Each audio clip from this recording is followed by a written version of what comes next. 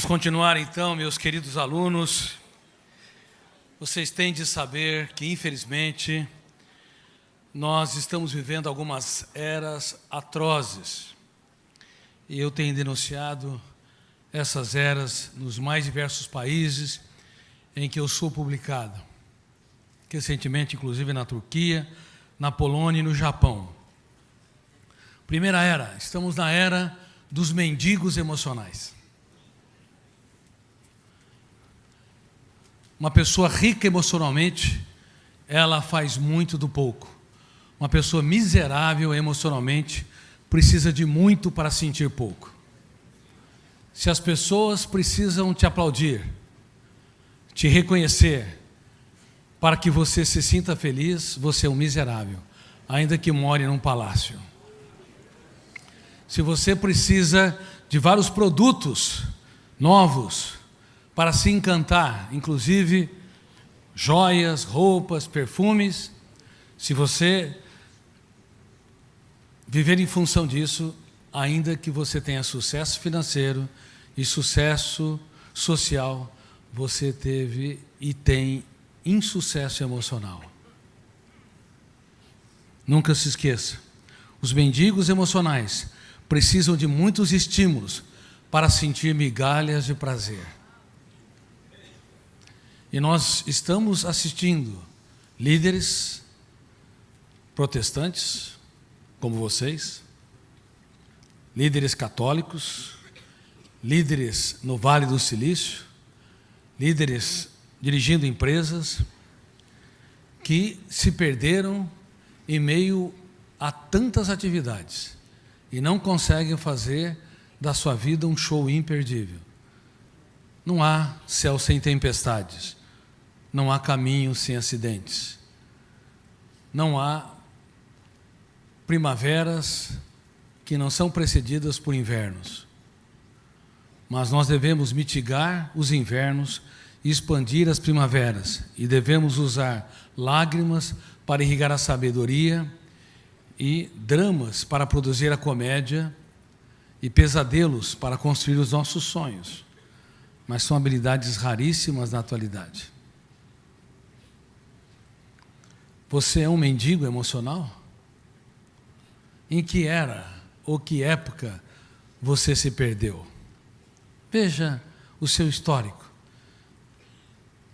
Momentos em que você relaxava, brincava, tirava suas férias, conversávamos eu e Silas, a necessidade vital das pessoas terem férias poéticas, relaxantes, férias onde você sai fora do teu espaço, desse ativismo, desse comportamento de ser uma máquina de trabalhar, uma máquina de resolver problemas. Aonde você se perdeu? Nós estamos recomendando que as pessoas façam a sua segunda jornada, o second journey, a jornada do coração, que é aquela que não dá lucro para o bolso, mas dá lucro para a emoção. Uma jornada onde você sonha tanto que a vida ganha mais densidade, musculatura, sentido existencial. Mas, infelizmente, nós estamos assistindo crianças e adolescentes que moram em belos apartamentos e casas onde há condomínios, e elas também estão vivendo essa tese, mendigando o pão da alegria. E os seus pais não sabem que quanto mais produtos eles dão, mais eles produzem mendigos emocionais. O excesso de produtos, o excesso de presentes é um crime contra o desenvolvimento da alegria, do prazer, do relaxamento e da arte de contemplar o belo. Tudo em excesso, sem filtro, em nossa psique é um grande problema. Um dos maiores mendigos emocionais de todos os tempos foi o rei Salomão. Era um homem que começou corretamente. Na sua adolescência, era um sábio, fazia muito do pouco, era apaixonado pelas pessoas e pela sua sociedade, mas se perdeu no poder e não entendeu aquilo que eu disse na minha primeira parte do meu treinamento. O sucesso é mais difícil que ser trabalhado que o fracasso. E muitas pessoas não conseguem perceber o drama que o rei Salomão viveu.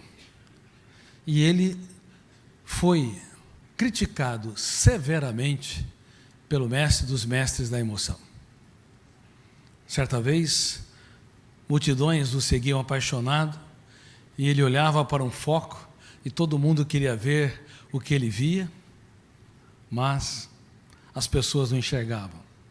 Não enxergavam como às vezes não enxergam até hoje. Todas as religiões falharam e não estudaram a mente dele com as suas ferramentas de gestão da emoção, e as universidades foram tímidas, omissas e até infantis, de também não ter estudado o seu psiquismo e as ferramentas para formar pensadores e mentes brilhantes. Por isso ele não faz parte dos currículos acadêmicos até hoje. Bom, ele continuava observando o seu foco, e os seus alunos, os seus discípulos queriam enxergar, mas não enxergavam, e a multidão extasiada esperava mais um grande estímulo. E de repente, ele olhou atenta e embevecidamente, ele contemplou o belo. Contemplar o belo é você olhar, reitero, atenta e embevecidamente, é você se encantar, se surpreender. E ele falou: olhai os lírios dos campos, vejam como eles são tão belos. E eu me perguntava: que homem é este, que no auge da fama tinha tempo para as flores? Você tem tempo para as flores? Talvez não tenha tempo nem para os seus filhos, para dialogar com eles sobre as aventuras, as peripécias. Não fale que nós temos tempo para as flores. Muitos têm jardins nos seus condomínios, mas quem desfruta das flores são os seus jardineiros. Não falam que tem o tempo para os lírios, não digam. Nós estamos mais doentes do que imaginamos nessa sociedade moderna. Olhai os lírios dos campos, vejam como são tão belos. Muitos aqui não perguntam para sua parceira ou seu parceiro, para sua namorada ou namorado: o que eu posso fazer para te tornar mais feliz?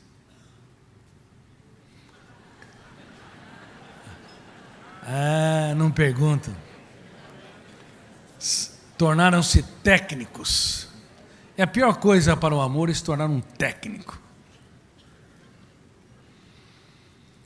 Queridos amigos, pais se tornam profissionais, maridos profissionais, irmãos profissionais, filhos profissionais. Acho que conhece quem ama, mas conhece no máximo a sala de estar. Não entraram em camadas mais profundas.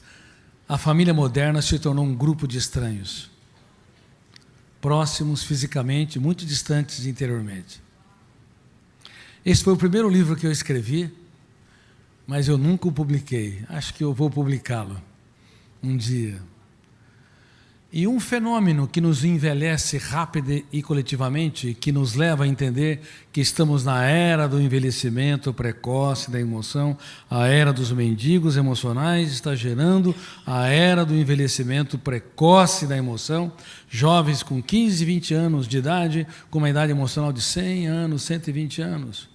Adultos com 20, ou 30 anos, ou 40 anos de idade, estão num asilo emocional.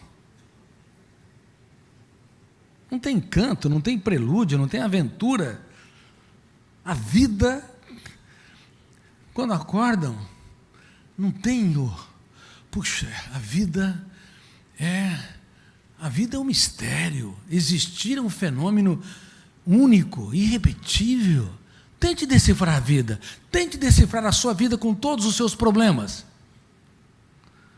com todas as falhas, dificuldades, mas com todos os seus sonhos e desejos, com todos os seus pensamentos.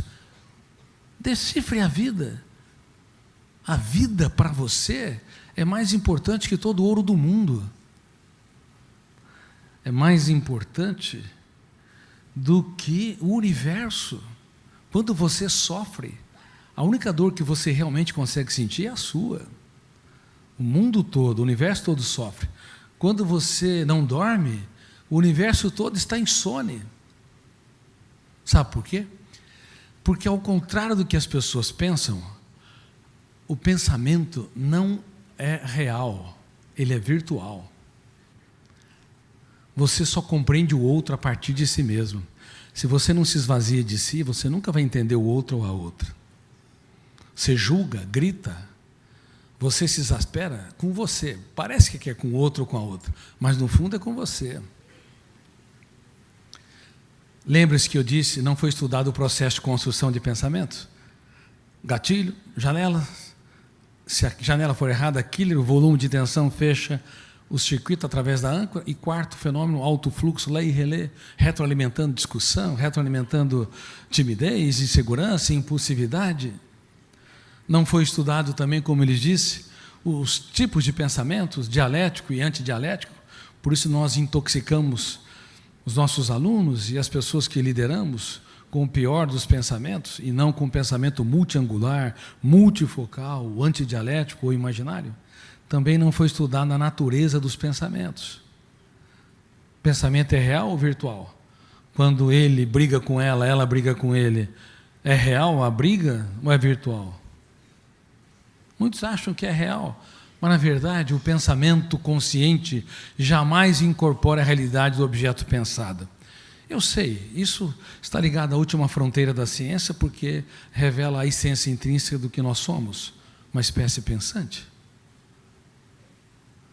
Então, na ONU, quando os diplomatas se reúnem para discutir os problemas, eles não sabem que o pensamento é virtual e muitas vezes está completamente enviesada a maneira de entender, interpretar e discutir os problemas. Se o pensamento é virtual, eu tenho que aprender a recolher as armas, me doar mais e abraçar mais e julgar e criticar menos. Por que o pensamento é virtual? Como é que nós podemos dizer que é virtual?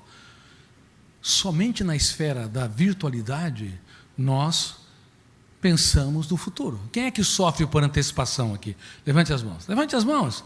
Vai, meus alunos, levante as mãos. Vocês acham que sofrer pelo futuro é algo inteligente ou uma idiotice? Parabéns, são idiotas. Emocionais.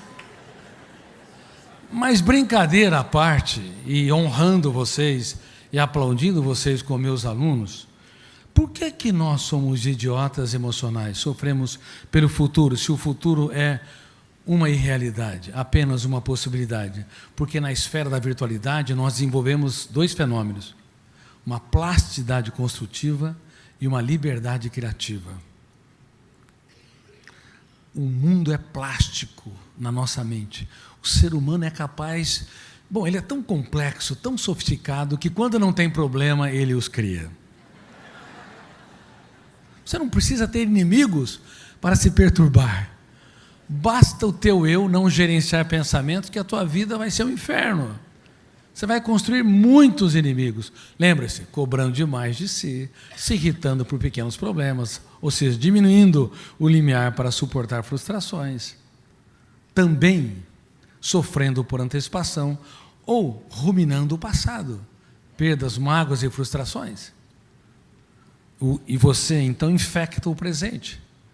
Na esfera da virtualidade, por antecipar o futuro, ou ruminar o passado, o nosso eu deixa de aplaudir o único momento em que é possível contemplar o belo, em que é possível você fazer das pequenas coisas um espetáculo aos olhos. Ser feliz, fazer dos lírios dos campos uma experiência solene. As pessoas estão lá em Jerusalém, nos desertos, estão lá discutindo tantas coisas, a mente delas está longe. A sua mente onde está? Bom, vocês aceitaram ser meus alunos, por isso eu estou confrontando-os, para que vocês nunca mais se esqueçam. Na esfera da virtualidade, todos nós somos cineastas surpreendentes, mais do que os cineastas de Hollywood, mas podemos causar transtornos inimagináveis. Grande parte dos seus problemas foram criados por vocês. São criados por nós. Lembre-se, dificuldade de conviver com pessoas lentas.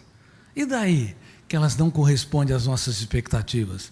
Ninguém é obrigado. Se você é um avião, você não queira obrigar um trator a ganhar asas.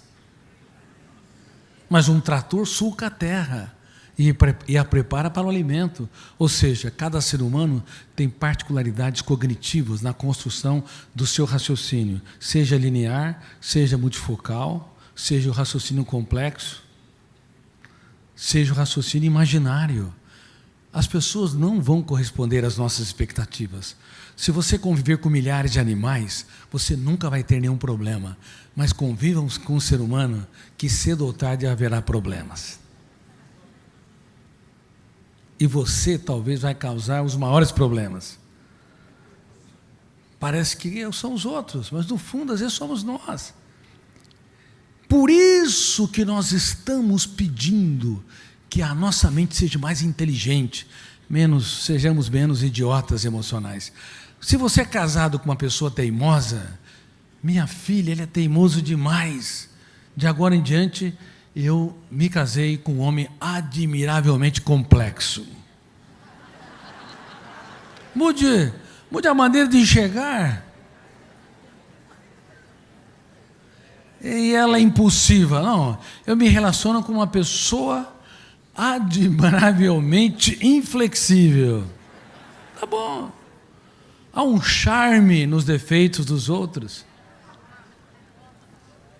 Ou você vai querer que as pessoas sejam a tua imagem e semelhança? Sinceramente, nós queremos. As pessoas são mais deuses do que humanas. Mesmo no cristianismo, são mais deuses que humanas. No budismo, no islamismo, o ser humano tem tendência a ser Deus. Não entende que o pensamento é virtual, que eu devo aprender a criticar minhas ideias, porque está enviesado a minha capacidade de interpretar. Número 1, pelo meu estado emocional. Se eu estou alegre ou depressivo, se eu estou motivado ou desmotivado, angustiado, se eu estou ansioso ou tranquilo, eu abro determinadas janelas no exato momento em que eu vou construir raciocínios. Dependendo das janelas que eu abro, a interpretação vai ser enviesada. Então, como estou determina a maneira como eu raciocino, interpreto e julgo. Número 2, o que sou, como todos os dias, o biógrafo inconsciente do cérebro acrescenta mais e mais janelas, mais e mais experiências, mais e mais pensamentos. Todos os dias você não é mais o mesmo, você sofre micromudanças, ainda que seja uma pessoa teimosa, difícil e complicada. Todo ser humano passa por pequenas mudanças ao longo da vida. Então, como eu estou, meu estado emocional, e o que sou, meu estado intelectual, ou as matrizes da minha personalidade, interferem no processo de interpretação. E que mais? Aonde eu estou?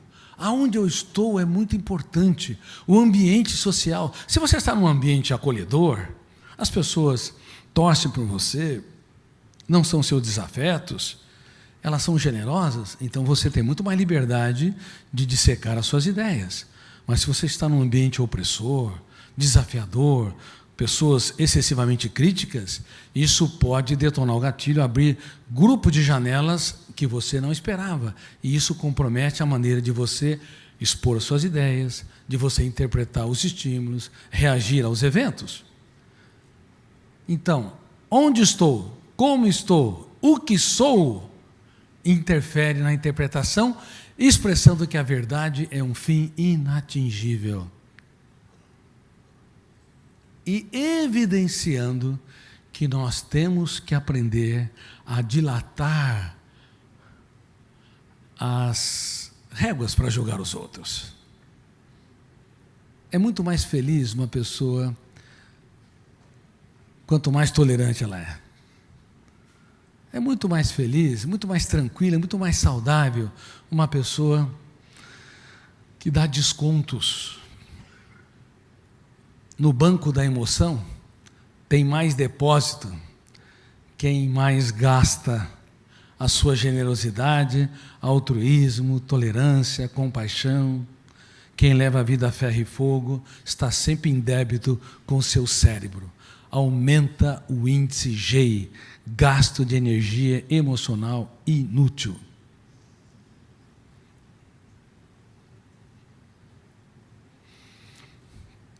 Meus queridos alunos, então, recordando, a era dos mendigos emocionais gera a era do envelhecimento precoce da emoção. Qual a sua idade emocional? Eu não sei se eu fiz esse teste. Fiz aquele teste da outra vez?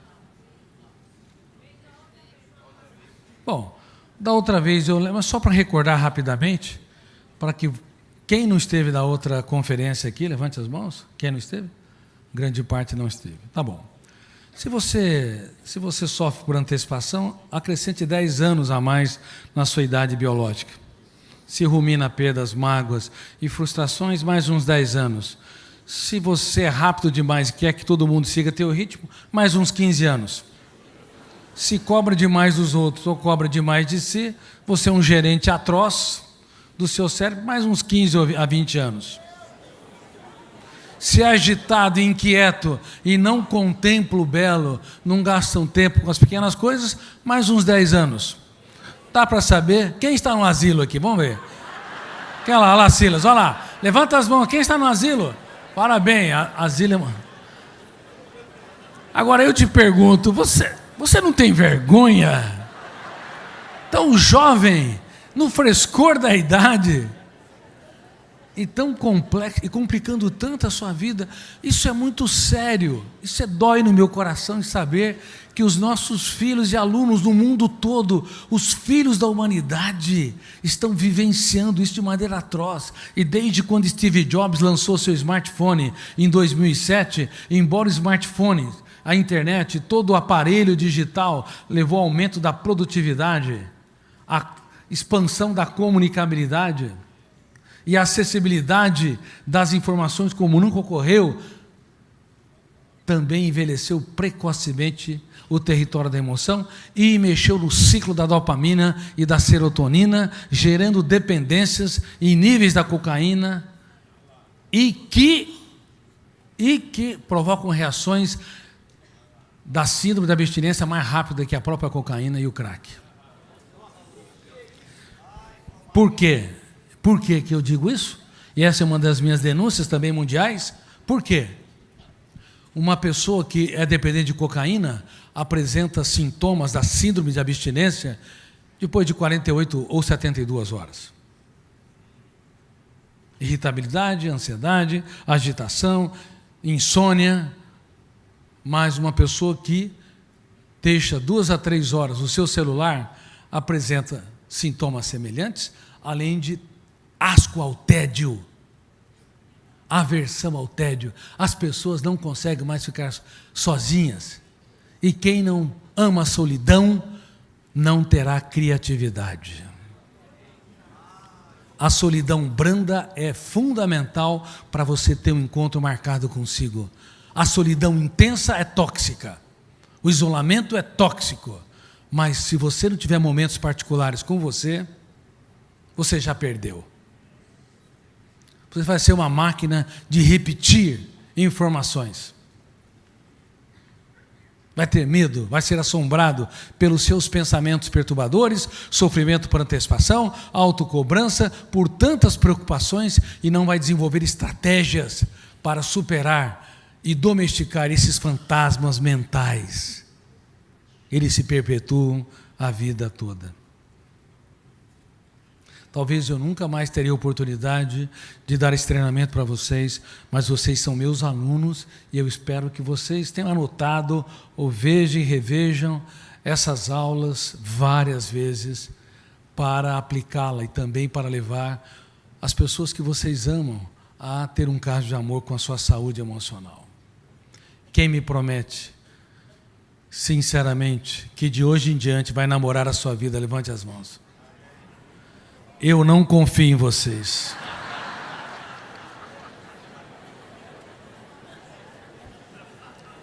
Não confio, porque não funciona. Lembre-se que eu disse, o inferno emocional está cheio de pessoas bem intencionadas, muito bem intencionadas. Na prática, vocês vão perceber como a vida é um rolo compressor e vocês vão esquecer do que eu lhes disse. Não é autossugestão, é treinamento educacional. Todos os dias vocês vão falhar, vão tropeçar, vão ser mendigos emocionais, vão hiper se preocupar com coisas tolas e débeis e não vão contemplar o belo. Olhai os lírios dos campos, veja como são tão belos. Quantos lírios há na sala da sua casa que você não contempla? Quantos lírios?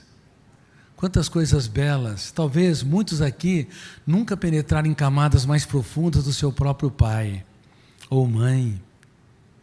Perguntaram sobre as aventuras, os momentos mais cálidos, os pontos de mutação, as curvas mais difíceis. Vocês conhecem as manias, comportamentos erráticos, as idiosincrasias dos outros, mas não conhecem camadas mais profundas, talvez nem do seu próprio ser. Você quer ver um exemplo? Sejam honestos e honestas aqui com meus alunos.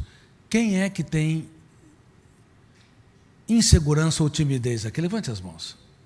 Levante bem as mãos. Toda pessoa tímida costuma ser ótima para os outros. Olha, talvez 70% ou mais dessa plateia, e vocês estão acostumados a falar, são ótimas para os outros, mas são algozes de si. Toda pessoa tímida se apequena diante de determinadas situações, não todas.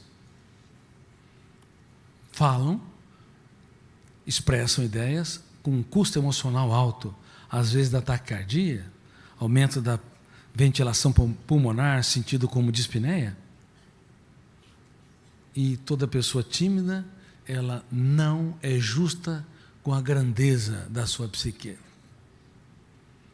Ela não é justa com a complexidade da sua mente. Porque não conhecemos a nós mesmos. Se intimida e fragiliza sem perceber que você simplesmente é um ser humano único. Certa vez estava dando conferência, treinamento em Angola, foi a primeira vez que tinha visitado aquele país, e um jornalista chegou até mim e me disse: eu sou William Bonner de Angola. Eu falei, porque eu faço o jornal principal da TV à noite e eu quero te agradecer. Eu falei, pois não, mas te agradecer muito. Pode falar. Porque eu descobri com os seus livros que eu sou um espermatozoide vencedor.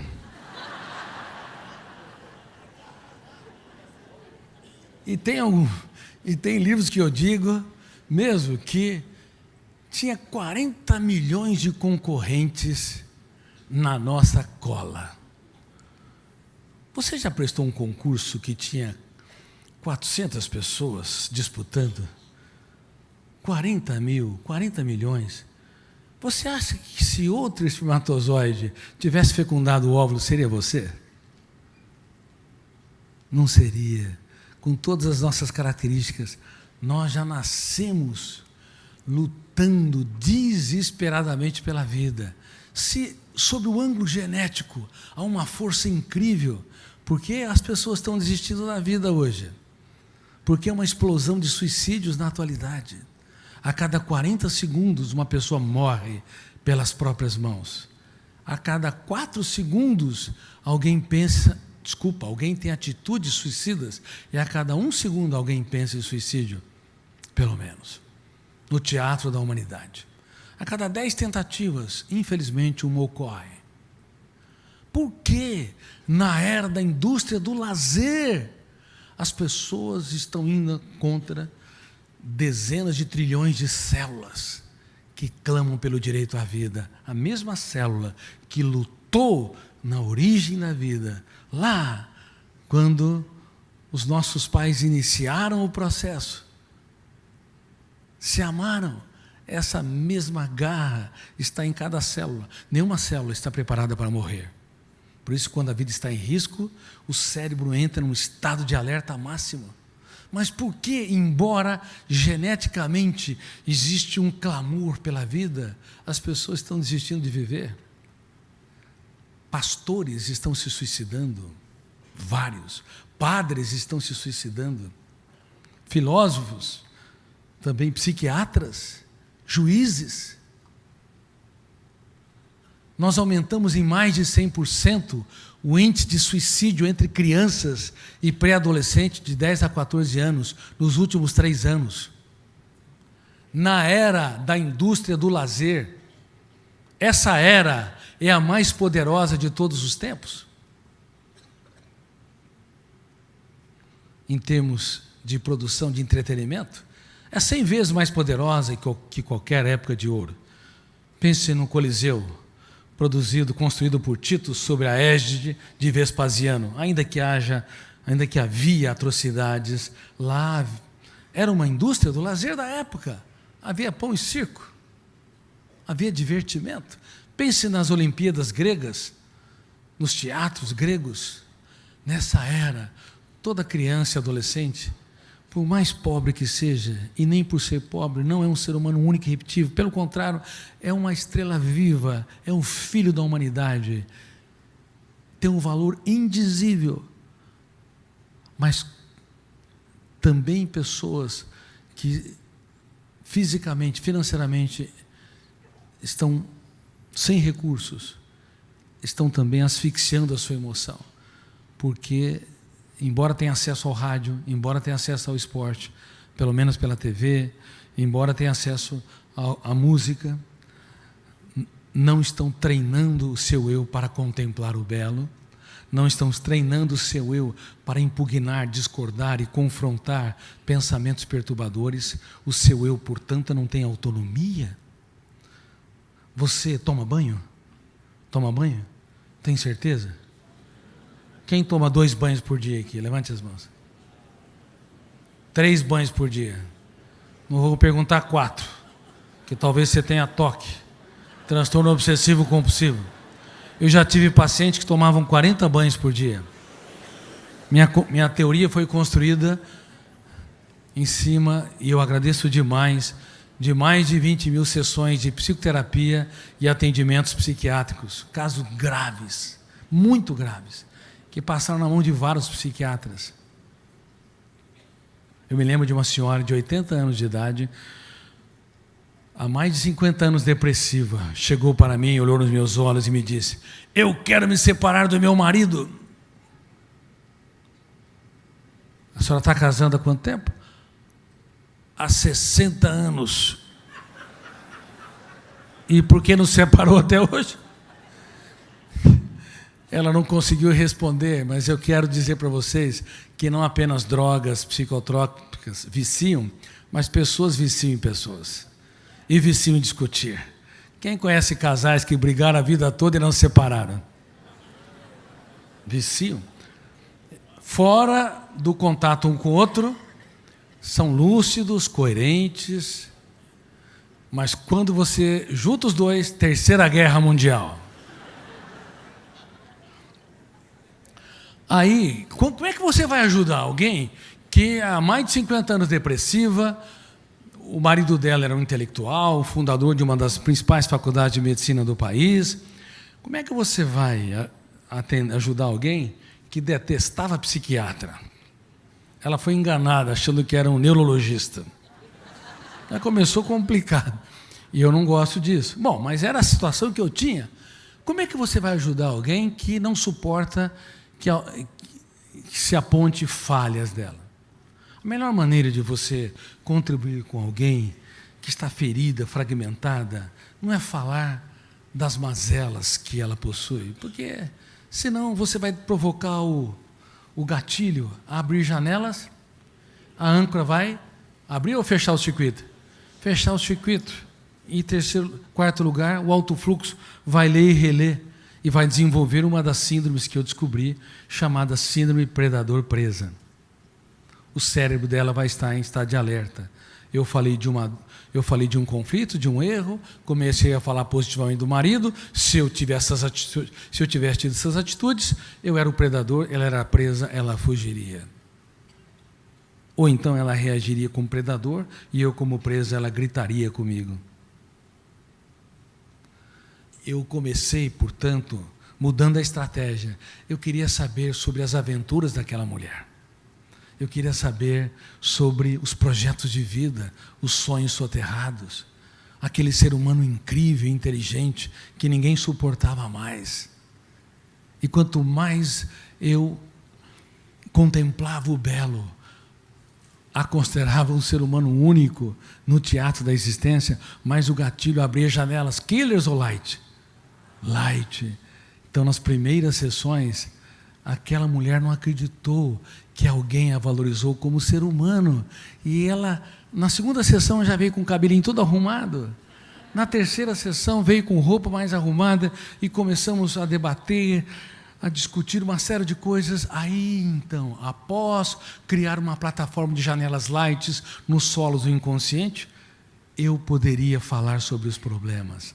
E comecei a falar, e comecei a levá-la a ter consciência crítica, e comecei a levá-la a perceber que o seu marido, ele não era um monstro que ela desenhou, podia ter seus defeitos, mas também tinha suas qualidades, senão ela não teria vivido décadas com ele.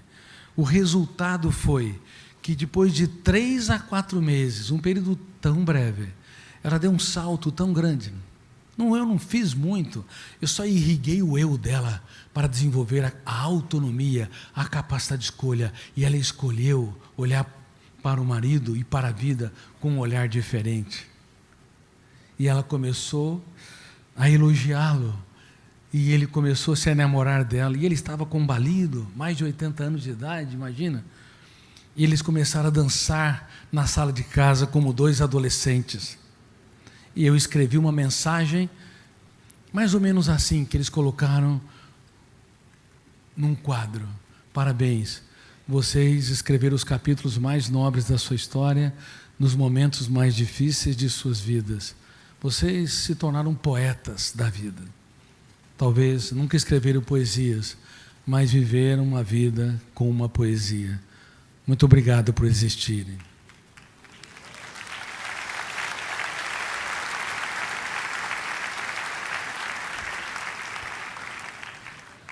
Vocês têm no máximo 5 segundos para impugnar pensamentos perturbadores, para fazer a higiene mental. Vocês tomam um banho a cada 24 horas ou a cada 12 horas, mas tomar banhos emocionais exige um eu muito mais rápido. O seu eu deve impugnar, discordar e confrontar. Eu me lembro, no treinamento, eu já fiz vários treinamentos para juízes, como eu te disse. E eu disse, bom, a mente é como um fórum. Tem de haver um excelente advogado de defesa. Se ele não impugnar, discordar, confrontar, reciclar o lixo mental, o eu é irresponsável. Nós somos condenados aos cárceres mentais, das fobias, da impulsividade, da ansiedade, do humor depressivo. E é muito triste você ver hoje o que acontece na psicologia e na psiquiatria clínica, que são profissões que eu amo e que eu respeito, mas nós esperamos as pessoas adoecerem para depois tratá-las. Por isso que o programa de gestão da emoção talvez seja o primeiro programa mundial nesse aspecto, de prevenção de transtornos emocionais, desenvolvimento da inteligência global e também prevenção de suicídios. Vocês estão aqui neste programa, eu estou dando para vocês um programa abreviado, chamado Você Insubstituível. Como profissional, você pode ser substituído se você não se atualizar, não se reinventar, não se antecipar aos problemas. Mas como ser humano, você não pode simplesmente ser substituído. Se você fecha os olhos, a humanidade perdeu uma pérola viva no teatro da existência. E perdeu mesmo. Porque se estudar a sua mente com toda a sua complexidade, com todas as suas preocupações, você é único. Contemplar o belo é muito importante. Bom, agora eu volto ao que eu estava ensinando para vocês. Salomão deixou de contemplar as pessoas num nível nobilíssimo, inteligentíssimo, surpreendente. O sujeito teve 1000 sogras.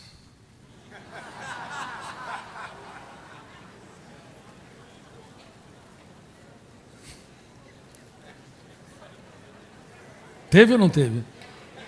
700 mulheres e 300 concubinas. Salomão, sob o ângulo da psiquiatria, ele se tornou um sociopata sexual. É sério. É muito sério. 700 mulheres, 300 concubinas. Pense nisso. Ele se perdeu no poder. Um psicopata machuca, fere e não sente a dor dos outros. O sociopata, ele transgride as regras sociais, mas tem sensibilidade. Ele não é um psicopata. Uma pessoa que anda em altíssima velocidade, colocando em risco a sua vida e a vida dos outros, pode ser um sociopata. Mas ele pode ter sensibilidade, se machucar, ferir, ou se a sua mãe morre, ele tem sentimentos, ou se um amigo falece, ele tem emoções intensas. Salomão não era um psicopata, mas se tornou um sociopata. Muito sério. Ele não considerava mais uma mulher um ser humano único e irrepetível. E aí ele descreveu que tudo era vaidade. Claro, perdeu o encanto pela vida, nada há de novo, e tudo é novo para quem contempla o belo. Olhai os lírios dos campos, tudo é tão novo, mas para quem exacerbou, eu não vou ter tempo de explicar para vocês, o fenômeno da psicoadaptação, que é um outro fenômeno que eu descobri, que é a incapacidade da emoção humana sentir prazer ou dor. Você compra um carro, por exemplo, de último tipo. Depois de um mês você entra no banheiro, como entra no carro, porque perdeu o encanto. Você compra uma roupa, primeira vez você olha, se sente bem. Depois da 10ª vez, aquilo não te causa encanto. Você psicoadaptou-se. A psicoadaptação, ela é saudável. Ela impele o ser humano a procurar novas amizades, novos desafios, leva os cientistas a libertar sua curiosidade, a explorar novos fenômenos. A psicoadaptação faz com que o romantismo, arcadismo, modernismo, todo o movimento da literatura, das artes, passam por um processo contínuo de evolução. Só que tem um problema. Se você estimula demais a psicoadaptação, você empobrece, envelhece o território da emoção. E nessa era, com a intoxicação digital, nós estamos matando os filhos e alunos. Com a intoxicação digital e o excesso de presentes. A quantidade de estímulos que se tem numa hora é mais do que se tinha em meses ou anos no passado. Uma criança de 7 anos de idade tem mais informações que o imperador romano tinha no auge de Roma. Isso gera, não apenas exacerba a síndrome predador-presa, que eu lhes disse, mas também exacerba a síndrome do pensamento acelerado, que com muita humildade lhes digo que eu descobri, e ela se tornou um gravíssimo problema. As crianças são inquietas, os adolescentes, eles não contemplam o belo, tudo é rápido e fugaz. Os adultos são insaciáveis. Aceleramos o pensamento e estimulamos a psicoadaptação a rapidamente perder o prazer. Tudo cansa, tudo fatiga. Asco ao tédio. Por isso, isso é uma das importantes causas da explosão de suicídios e transtornos emocionais na atualidade. E agora? Temos que mudar isso. Você tem de treinar todos os dias a fazer muito do pouco, a gastar tempo conversando com as pessoas caras. percebendo que você é um mortal. Você morre todos os dias um pouco. Nós morremos todos os dias um pouco. Pense numa data do seu fim da existência. Imagine que você soubesse essa data. Pense numa data específica. Ano, mês, dia e hora. Sabe por que eu estou pedindo para vocês fazer esse exercício? Para perceber que somos dramaticamente humanos e finitos. Devemos valorizar o essencial. Talvez você foi muito generoso com a sua data. Talvez ela seja muito mais rápida do que você desenhou. Eu tenho um primo que eu gosto demais, muito carinho por ele, muito bem-humorado. Mas ele descobriu que está com câncer e com várias metástases. Mas estava bem há poucos dias. Nós estamos preocupadíssimos com a explosão de índice de câncer. Quando eu me formei na faculdade de medicina, 1 em 20 pessoas desenvolvia um tumor cancerígeno. Bom, esperávamos que no século XXI, controlando fatores exógenos, como o tabagismo, o alcoolismo, os pesticidas, a má nutrição, a poluição ambiental, sobrariam os fatores endógenos, em destaque genéticos. E as estatísticas seriam mais generosas, 1 para 50, 1 para 100. Mas, pasmem, nós estamos em 1 para 4. E eu tenho ajudado vários oncologistas notáveis a entenderem que a mente acelerada, tensa, também está nos fatores do desencadeamento de células cancerígenas. E nós pensamos que em 2050 estará em 1 para 2. E a célula cancerígena, eu tenho falado para esses meus colegas, é uma célula que quer ser eternamente jovem. Ela se multiplica sem nenhum controle e não se preocupa com o hospedeiro. Ela é egoísta, mas quer ser eternamente jovem e suga nutrientes de todo o corpo, debelando o corpo. E também o pensamento acelerado é um pensamento egoísta. De que adianta ser o mais rico de um cemitério? Ou o profissional mais ou o líder mais competente no leito de um hospital? Uma mente hiperacelerada, hiperpreocupada, hiperpensante, também pode estar na gênese, e muitos oncologistas têm entendido, como eu, de células que se multiplicam também, junto com os fatores exógenos e endógenos, células se multiplicam sem nenhum controle. Por isso, é muito sério as ferramentas de gestão da emoção. Eu gostaria de que vocês assistissem agora uma aula do programa de gestão da emoção. Eu gostaria que vocês se tornassem embaixadores desse programa.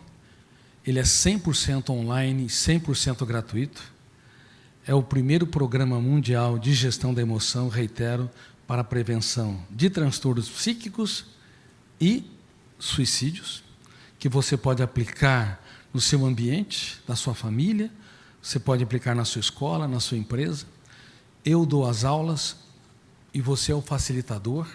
Dou aula de 10, 12 minutos, cada bloco, são 4 blocos, são rápidos. E depois de cada aula, as pessoas começam a reunir um grupo de 15, 20 e debater o que aprenderam.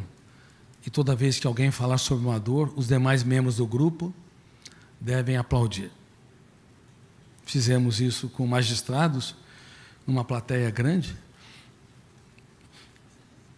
Esperávamos que eles não se abrissem, porque já é uma profissão como dos psiquiatras, muito mais intimistas, como vocês, líderes espirituais, que raramente se abrem um para o outro. Mas é incrível, eles foram às lágrimas, mesmo que havia 10 grupos de 15 pessoas, num ambiente inapropriado, eles se abriram e se tornaram também embaixadores. Então, por favor, coloquem a primeiro do filme Vendedor de Sonhos, tá? Que fala sobre o programa, depois a minha primeira aula.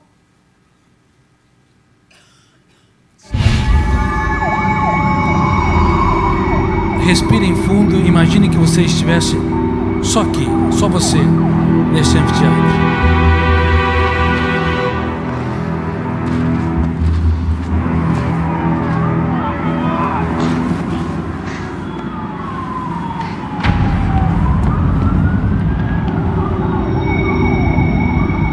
Olha aí, não é isso que você quer? A cada 4 segundos alguém tenta suicídio, sabia? Agora, é interessante, o suicida é um assassino. Ele se mata primeiro, claro, mas ele acaba matando também todos aqueles que ficam vivos. A família, os filhos. Olha para você, preso na sua gaiola emocional, alienado às misérias maiores que as suas. Quem disse que você não consegue carregar o peso das suas perdas? Você não sabe o que eu perdi. Eu respeito a sua dor. Ela é só sua, é a única coisa que você consegue realmente sentir agora. Inclusive, eu admiro a sua coragem. Coragem? Claro! Imagine se jogar dessa altura, esmagar totalmente seu corpo em troca de uma noite tranquila na solidão de um túmulo. Está sentindo seu coração batendo? Parece que vai explodir no seu peito, não é? Está gritando para você deixar de ser egocêntrico. Seja lá o que você pretende encontrar lá embaixo, tem uma chance às dúvidas que estão surgindo aqui em cima. Os suicidas não querem se matar.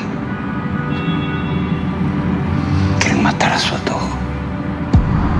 Eu sou um vendedor de sonhos. Eu vendo o que o dinheiro não pode comprar. Coragem para os inseguros. Ousadia para os fóbicos. Sensatez para os incautos. E para os suicidas? O que é que você vende?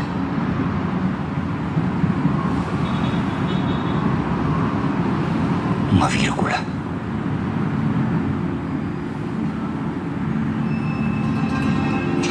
Uma pequena vírgula. Para que continuem a escrever sua história.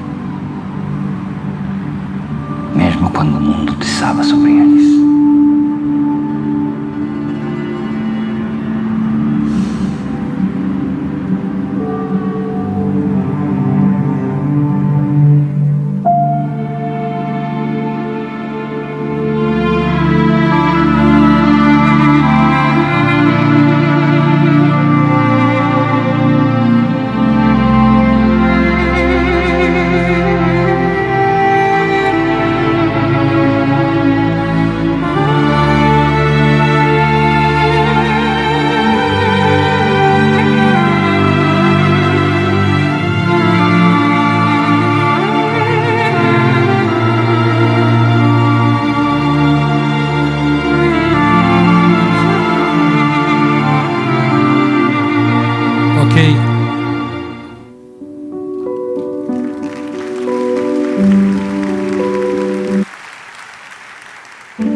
Agora vem a primeira aula e eu vou interrompê-la a certa altura, tá? Por causa do tempo.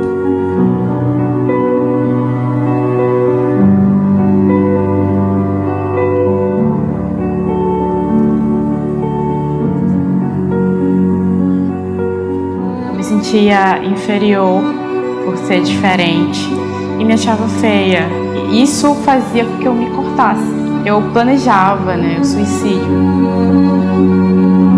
Muitas pessoas são escravas do que os outros pensam e falam de si. Elas não são livres, não conseguem respirar prazer de viver quando são excluídas, rejeitadas, criticadas. Eu já não lia, eu não escutava mais músicas, eu já não saía praticamente de casa. E aí foi na onde que eu também desenvolvi depressão. E já chegou a vez de chegar na varanda e pensar, uma hora vai ser a minha, daqui eu vou pular. Não tinha mais alegria ver minhas filhas brincando, não tinha mais alegria na minha esposa. E aí começava a vir pensamentos de autodestruição. Na verdade, quem pensa em morrer, pensa porque está vivo. E todo pensamento é uma homenagem à vida.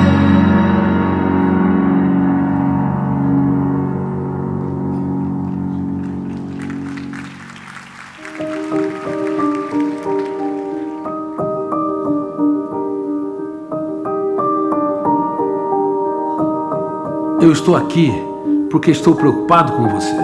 Eu me importo com você. Isto é sincero. Você tem de ter plena certeza que neste programa você é insubstituível, uma vacina emocional contra os suicídios. Você é o ator principal, ou a atriz principal. Não sou eu. Talvez você foi traído por alguns colegas, falaram mal de você injustamente. Ou então talvez você não se sinta bela ou belo, porque o padrão ditatorial de beleza imposto pela sociedade é cruel. Talvez você seja alguém com muitas mágoas. Quantas mágoas estão depositadas dentro de si? Talvez você olhe para a sua história e desenvolve uma falsa crença. Eu não fiz nada de importante. Eu sou alguém insignificante.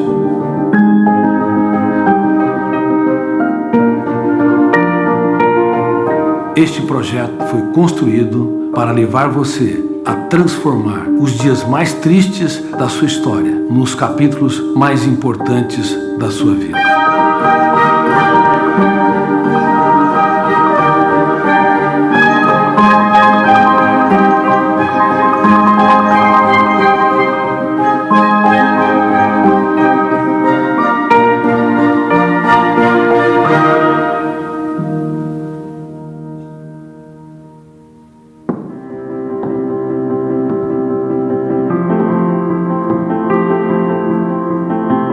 Seis filhos, papai e mamãe, morávamos num quarto, um pequeno quarto.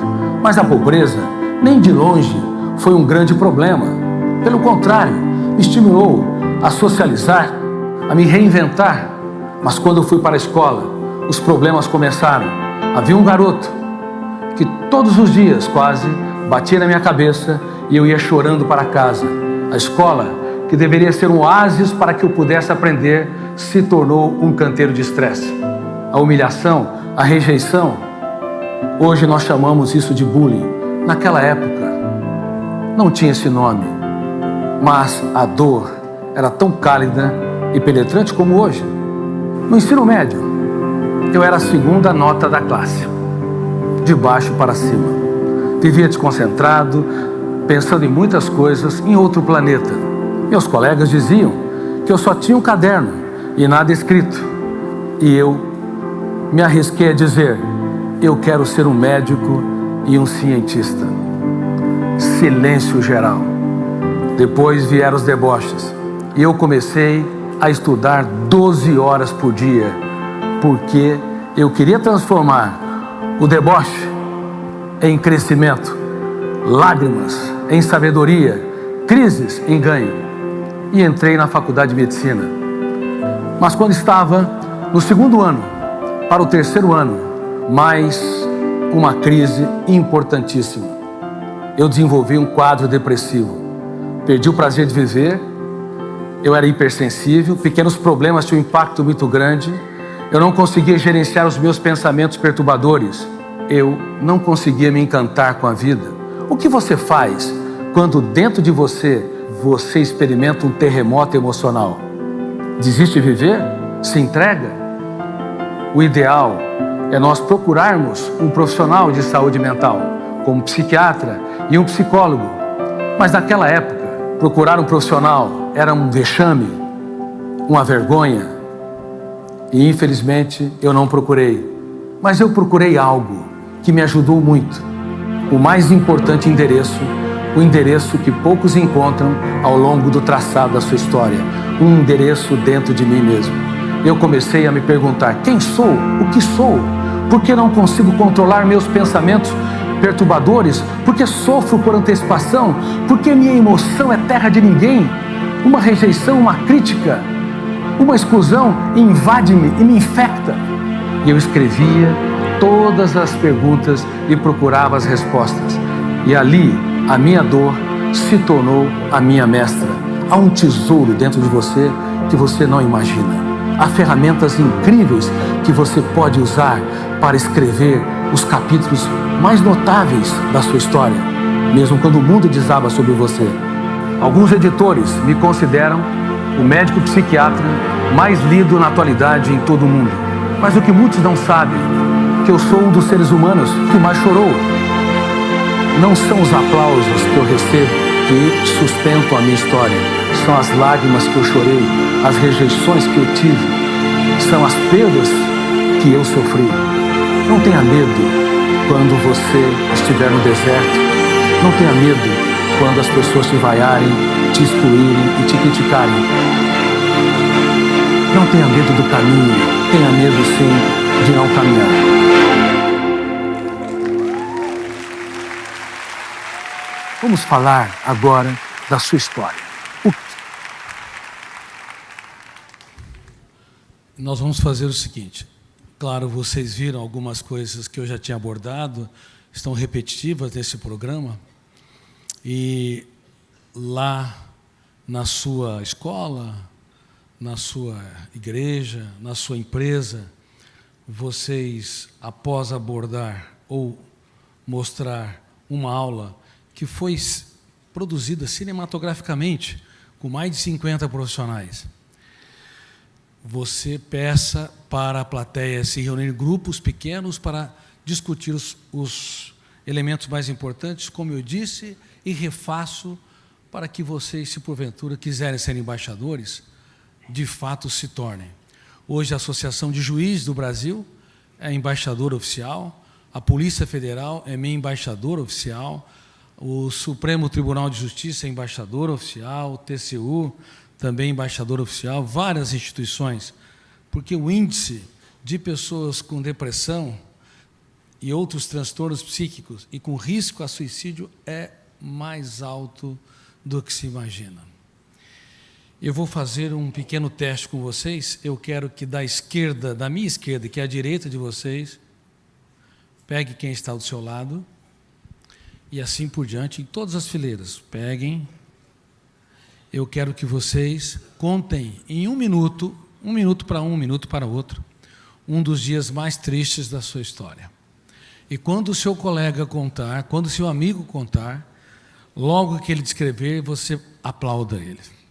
Porque é assim que deve ser feito nos grupos. Vocês vão ficar impressionados com os resultados. Por favor, rasguem o seu coração. Vocês estão num treinamento aqui. Sem medo.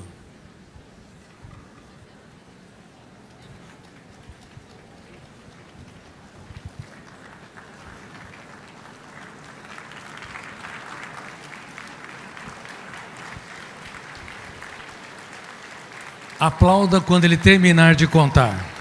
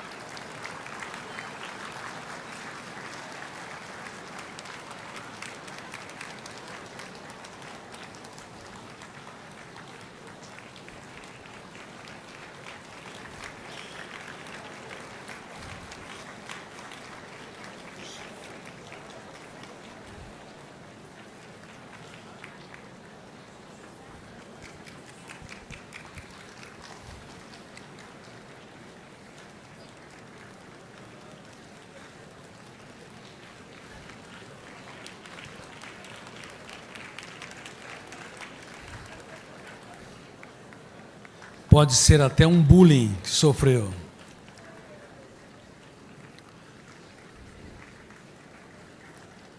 Quem conseguiu contar aqui, levante as mãos. Olha quanta gente. Quase todos. Aplaudam, por favor.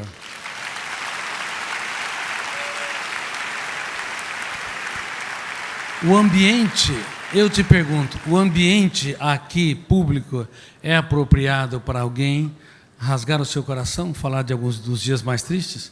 Não, não é apropriado.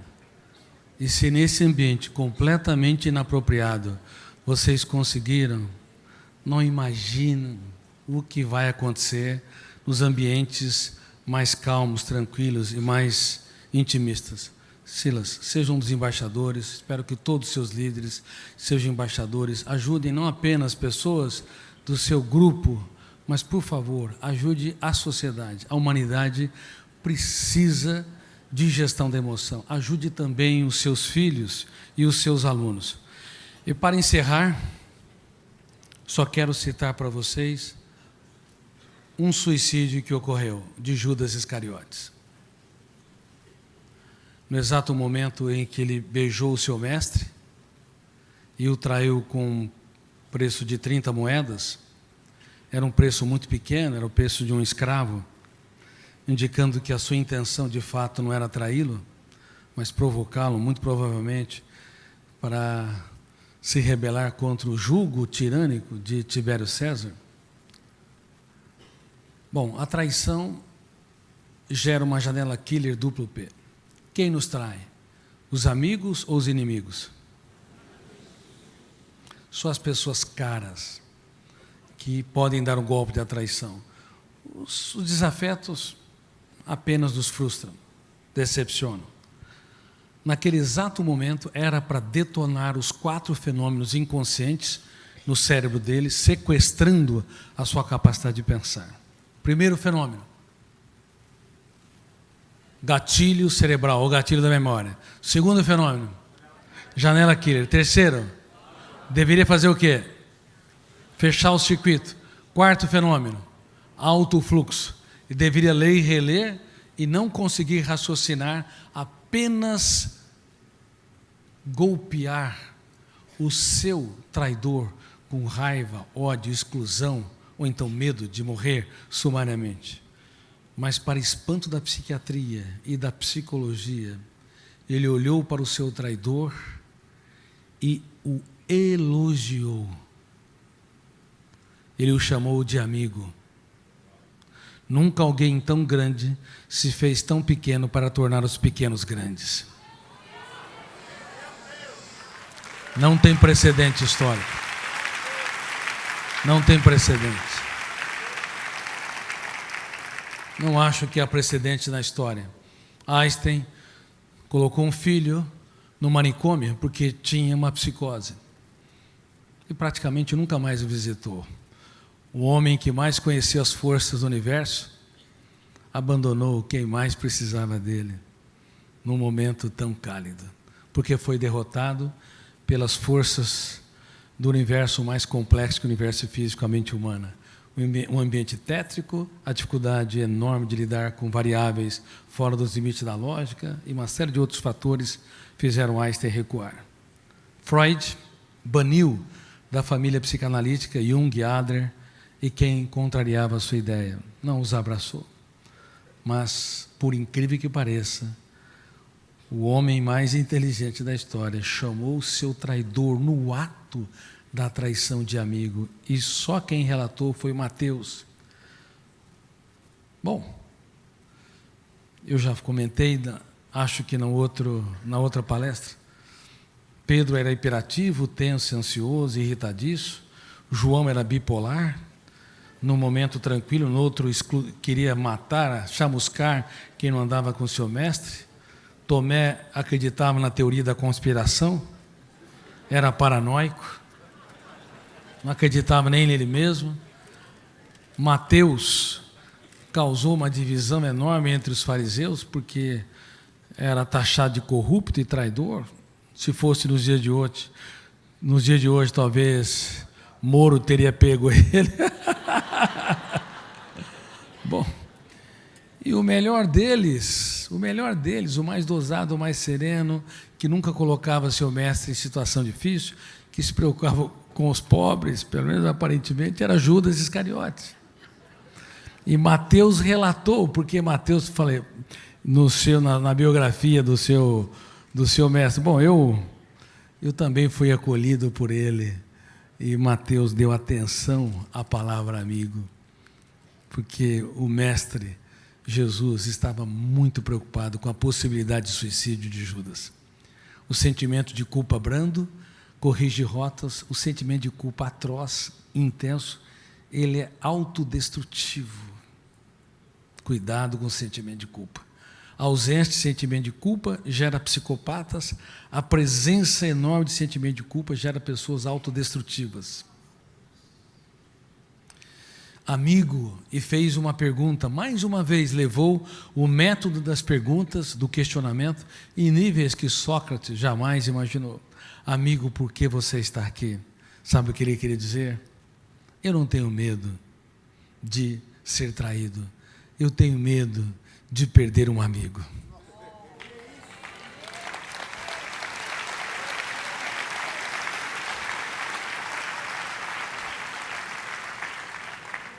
Pela quantidade de sintomas psíquicos e psicossomáticos que vocês estão apresentando, eu também tenho medo de perdê-los. Por favor, tenha um caso de amor com a sua saúde emocional e resgate as pessoas caras que vocês deixaram pelo caminho.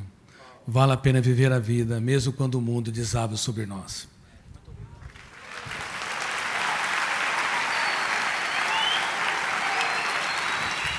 Abrace quem está do seu lado e diga obrigado por você existir.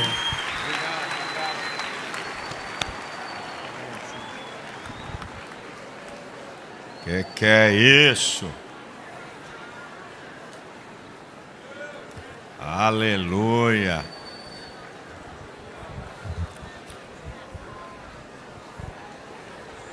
Olha aí, gente.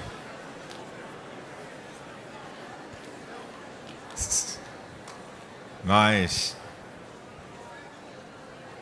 vamos na paz.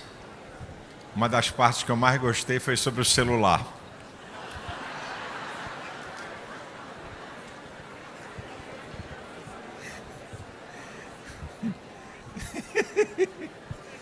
Maravilha. Muito bom. Muito bom.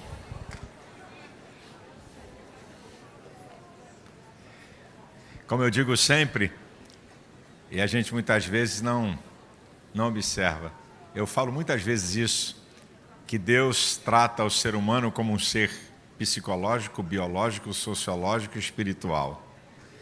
Mas a gente só quer o espiritual, só quer o espiritual, e esquece das outras áreas que são fundamentais também. Graças a Deus, que Deus abençoe você, Curi, obrigado pela sua vinda aqui, por dispor tempo. E mesmo que você tenha agenda para 10 anos, eu furo ela de novo.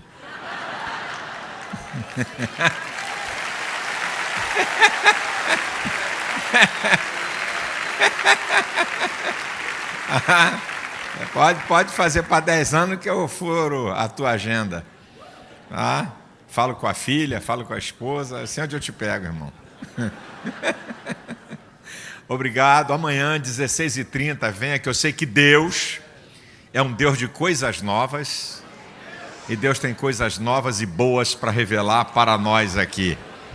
Deus te abençoe, uma boa noite, vá em paz, na graça do Senhor Jesus. Um abraço!